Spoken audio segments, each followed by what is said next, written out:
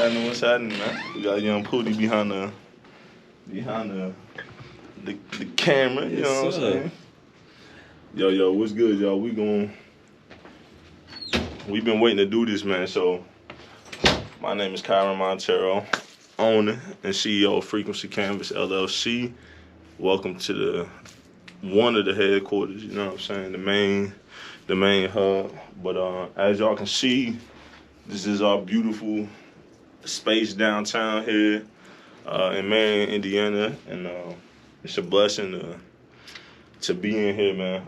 Seriously, man, it's a dream come true for many people. You know what I'm saying, in the community, and we're glad. But we've been here since the grand opening was April 23rd, 2021, and we've been here, and people been asking questions what it looked like, and it's by appointment only, so you know it's not an open door kind of policy. Cause we ain't Walmart, you know what I mean? So we just a little jokey joke, you know. And so but we do want to show y'all we got some incredible equipment in here. I'm gonna have my guy Pootie spin around the camera to show y'all just the room real quick. So no matter what angle you look at in this room, it's a vibe in here. It's a creative vibe. It's a real homey kind of vibe, and you know, it's just real homey, open concept. You know, when we open, you know, we had to. It went out. All you gotta do is touch it. Oh, we back. Yes, sir. So when it opened, you know, we had the front page splash and all of that. We can upload that online so y'all can read it if you're out of town. But yeah, so man, let's start with the concept. So myself personally, as I've been engineering, I get into analog and digital equipment. So we got the best of both worlds in here at the core of the studio. As you can see, we running off of a Mac Mini, and these things are incredible, man. So you know you got to keep it Apple when it comes to your studio computer, especially in the commercial space. It helps better. So at the core, we running off Apple, our DAW Studio One Professional, and then we're gonna get into some of this gear down here. So for our interfaces, we got the PreSonus Quantum 2626 Thunderbolt 3s, fastest interfaces in the game. It don't matter the price point, they are the fastest. Some of the best interfaces available. Got a DBX 376 vacuum tube channel strip. Amazing sound, and they don't even make them anymore. And so that's amazing right here. You got the Warm Audio 1073 clone. If anybody know anything about studio equipment, 1073s are classics. Under that, you got a DBX 160A, legendary. And I don't even have to speak on that. It speaks for itself. Right here, you got the Blackline Audio 17 compressor. Oh yeah. That is a 1176 emulation, and it is phenomenal. Below that, you got another Warm Audio piece, which is their 1176 rendition, which is amazing. Right here, you got the VLA2 tube stereo 2-bus compressor. I use that in a lot of mastering, and sounds phenomenal. Let's bring it up. Look, man, what's this thing right here, man? You got the mixer. We got that SSL 6 console, so I can use this in tracking, like tracking vocals and stuff. But really, the main function I use this for is when I'm mixing. Got 12 inputs to summon, and you know, to bring this out of the box and bring it through a real analog console and back in, it's gonna give you some of that space and separation and depth that you need. Right here, got the analog heat. All I'm gonna say is secret weapon. That's all I'm gonna say. Right here, we got the Focusrite, the ISA1 mic pre, Rupert Neve design, one of the best mic pre's available. Under that, we got Golden Age stereo bus compressors, Neve rendition. give you a real warm silk tone. We're gonna flip around here. Fader Port 8 runs native with Studio One. Amazing piece, man. Just help get you off of the bots. You know what I'm saying? Right here, we got a Midas emulation from TC Electronic, the PEQ3000. Affordable, but this is a hardware. It's a plug-in, but it has a hardware controller with it. Over here, y'all see what we got. We got the WA2A compressor from Warm Audio. One of the most legendary compressors. Very famous for being on vocals and bass guitar.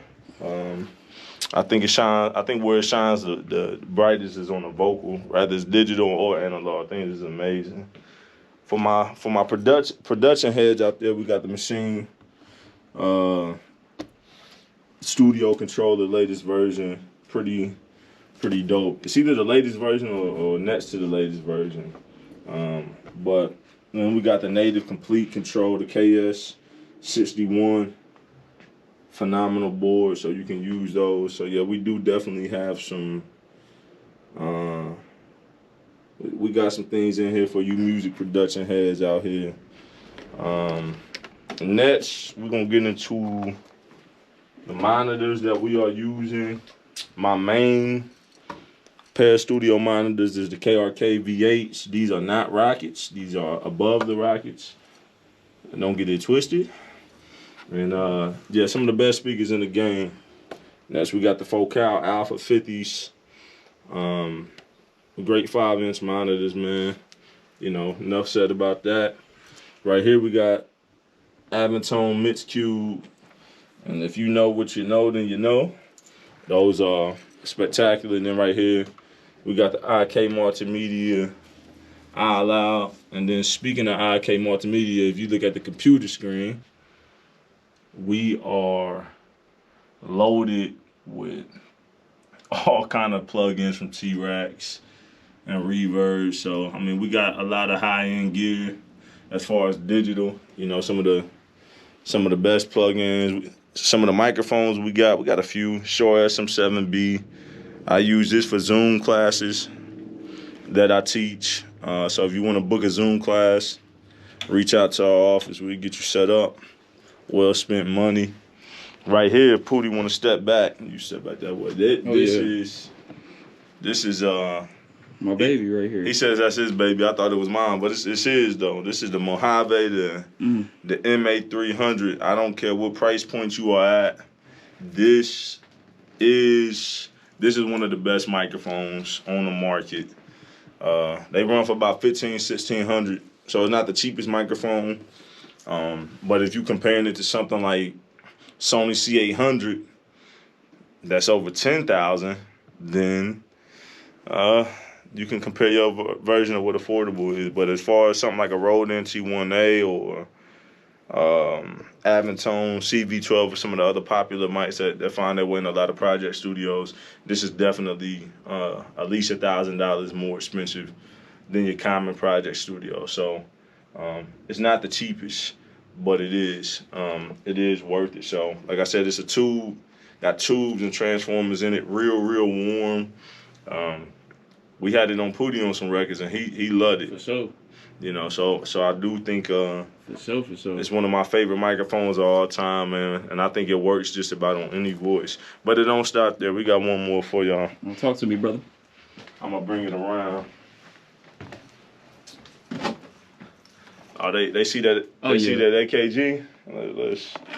We're gonna bring it around for y'all. So here at Frequency Canvas, we don't really do a whole lot of vocal tracking. I get sent a lot of stems to mix and master, but occasionally people do come in and out. And so definitely got to make sure that you know, you got a mini mic locker that can at least handle. And honestly, man, you know, the saying is that you put it on me for a little bit. The saying is that you can never have too many microphones. But I think if you just recording vocals, that's what we do here. We just record vocals. If I need to like track bands or live instrumentations, I'm gonna go somewhere else and then bring it back here to finish up. So I don't think that that's the case. I have the Mojave, which brings me a lot of color, right? A lot of color. I don't care what price point. You don't want any more color than this in a microphone. That's the whole Crayola box right there. That's all the color you need. And so outside of that, the only other microphone I need is something that's gonna be real clean. And that's this baby. Right here. The legendary, the one and only, the AKG, the C14. This will work on any voice. Solid state microphone, totally clean. If we run this through something like the SSL console that I just showed you, you run this through the SSL. If it sound bad, it's either because the engineer don't know what they doing or the artist suck. but it ain't the microphone fault. This is, I've seen this used in the DJ Khaled's studio. I've seen this. This is legendary. If you don't know what the 414 is, do your research. So, as far as all of the gear, I know it's kind of real quick and we're not really going into details. But what I would advise people in their studio, we got 3 different hard drives at 4 terabyte a piece. Make sure that you are investing into archiving your stuff the right way. Having other little tools like this GoPro, which is filming me right now, right? You want to make sure that you have that. Your plug-in game. A lot of people want to know my theory, digital versus analog. Well, it's obvious that I like both.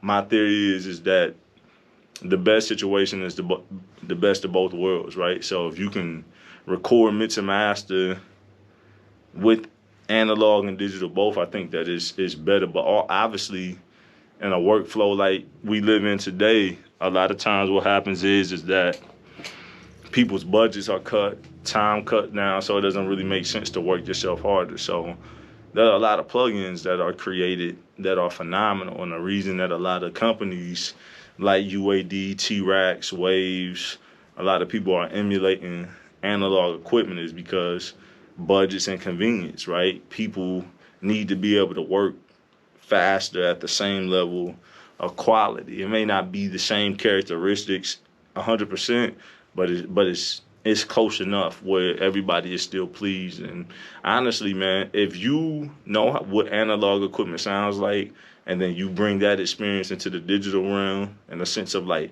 knowing how to manipulate saturation, EQ, compression, and just different creative tools, you can really get close. You can fool the ear. I've done some all digital mixes that felt real analog, where it was kind of hard to tell at times. And so I think today's world, we feel like music has lost the feel because a lot of up-and-coming engineers don't really know what analog feels like and really know how to push it. So if you out there and you want to, find a studio like this or even bigger that got some gear in it, somebody like myself that's willing to teach some information and give some game and get yourself under somebody who can show you that, because that experience is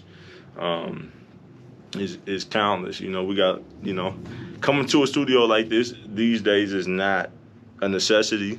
They say it's more of a luxury, but for cats like me and Pootie who really want to work at the highest level and different people, it is a necessity in some kind of way. Even if you record at the house, mixing and mastering, you need the knowledge, the know-how. We also got luxury watches, you know what I'm saying? Come on now. Trick. You know what I'm saying? But at the end of the day, man, we just wanted to show y'all this real quick. I'll do some more content, maybe some how-to videos, how to record vocals the right way and stuff like that. But for now, we just wanted to do a studio tour, show y'all what it is. Kyro, Frequency Canvas. Contact us. Email us, office@frequencycanvas.com. Once again, our business email is office@frequencycanvas.com. You can visit the website, www.frequencycanvas.com. Follow us on Facebook, Twitter, Instagram @frequencycanvas. Call our business line, 765-506-3380. Once again, 765-506-3380. Serious business inquiries only. Go be great.